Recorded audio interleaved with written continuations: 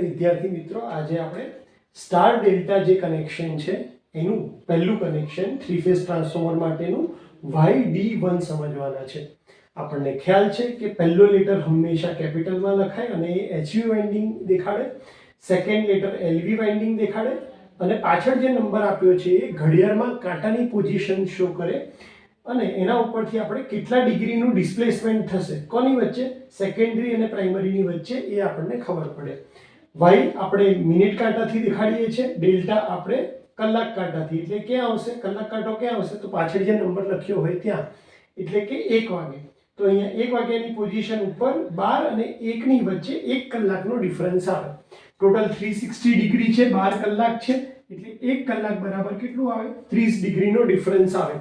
એટલે કે જો આપણે YD1 કનેક્શન કરીએ તો એનો મતલબ એવો થાય કે YD કનેક્શન કરવાથી તમારું જે સેકન્ડરી વાઇન્ડિંગ છે એની અંદર જે વોલ્ટેજ ઇન્ડ્યુસ થશે એ પ્રાઇમરી વાઇન્ડિંગ કરતાં 30 ડિગ્રી લેગિંગ હશે, કારણ કે ફેઝર હંમેશા એન્ટી ક્લોકવાઇઝ રોટેટ થતા હોય. એટલે આ આગળ છે, આ સેકન્ડરી પાછળ છે. સેકન્ડરીના રેફરન્સમાં આપણે ચાલીએ, પ્રાઇમરીના રેફરન્સમાં ચાલીએ તો સેકન્ડરી એના કરતાં 30 ડિગ્રી પાછળ છે. એટલે આ કનેક્શનનો મતલબ થાય છે કે તમારી પ્રાઇમરી અને સેકન્ડરી વચ્ચે 30 ડિગ્રીનો ડિફરન્સ આવશે. કનેક્શન ડ્રો કરવા માટે પહેલા ફેઝર ડાયાગ્રામ ડ્રો કરીએ. તો પહેલા સ્ટાર કનેક્શન ડ્રો કરવું પડે. સ્ટાર માટે હંમેશા આપણે વર્ટિકલ લાઈન ડ્રો કરીએ છીએ પહેલા, જેથી કરીને રેફરન્સ આપણે ઇઝીલી લઈ શકીએ. અને વર્ટિકલ લાઈન ડ્રો કર્યા પછી 120 ડિગ્રી અપાર્ટ આપણે આ રીતે દેખાડી દઈએ છીએ.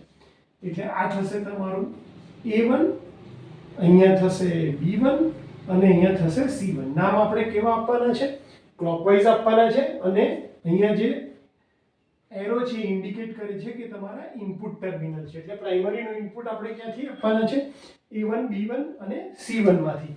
સ્ટાર કનેક્શન બનાવવાનું છે. જો આ A1 હોય તો અહીંયા શું આવશે, A2, અહીંયા આવશે B2 અને અહીંયા આવશે C2. એટલે A2, B2 અને C2 ને કનેક્ટ કરીએ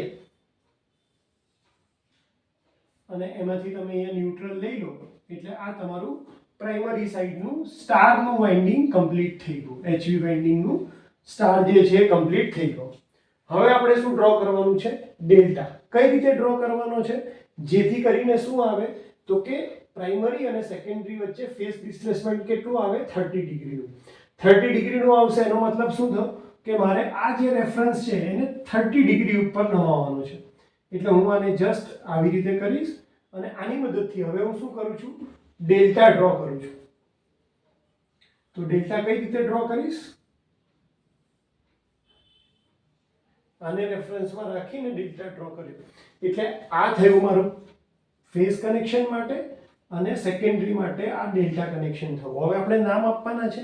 તો નામ કઈ રીતે આપીશું, અહીંયા સ્ટ્રેટ લાઈન કોની દેખાય છે, તો સ્ટ્રેટ લાઈનમાં જે રીતે નંબર છે એ રીતે મૂકી દેશું, A1 અને A2. તો અહીંયા મૂકી દેશું A1 અને A2. આ જે પેરેલલ લાઈન છે, કોને પેરેલલ લાઈન છે, આને પેરેલલ લાઈન છે. તો આમાં જે નંબર છે એ આને પેરેલલ મૂકી દેશું, B1. આ દર વખતે મારી એક મિસ્ટેક થાય છે કે સેકન્ડરી માટે આપણે હંમેશા સ્મોલમાં લખવાનું. અહીંયા આવશે B1 અને અહીંયા આવશે B2 અને આ બાજુ શું આવશે તો કે અહીંયા આવશે C1 અને અહીંયા આવશે C2.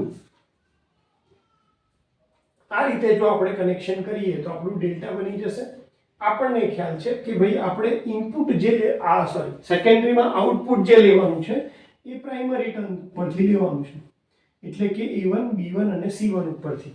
તો આપણો એરો ક્યાં આવશે તો કે A1 વાળો એરો અહીંયા આવશે, એટલે A2 અહીંયા, B1 નો એરો આવશે અહીંયા, C1 નો એરો આવશે અહીંયા. ફેઝર છે, એન્ટી ક્લોકવાઇઝમાં રોટેટ કરે છે, બરાબર છે. કનેક્શન કઈ રીતે કરશું તો કે A2 નું કનેક્શન B1 સાથે, એટલે A2 નું કનેક્શન B1 સાથે, B2 નું કનેક્શન C1 સાથે અને C2 નું કનેક્શન A1 સાથે. એટલે કે C2 નું કનેક્શન આપણે અહીંયા તમારા કનેક્શન આવવાના છે ટર્મિનલ. એટલે હું એને લઈ લઉં છું આ બાજુ. એટલે અહીંયા આપણે કનેક્શન કરશું, અહીંયાથી ઇનપુટ સપ્લાય આપીશું, અહીંયાથી આઉટપુટ સપ્લાય લઈશું ડેલ્ટાની મદદથી. તો જ્યારે તમે કનેક્શન તમારા આવી પેટર્નમાં કરશો ત્યારે તમને જે ફેઝ શિફ્ટ મળશે કોની વચ્ચે, પ્રાઇમરી અને સેકન્ડરી એટલે કે HV અને LV ની વચ્ચે કેટલા ડિગ્રી હશે, 30 ડિગ્રી લેગિંગ મળશે.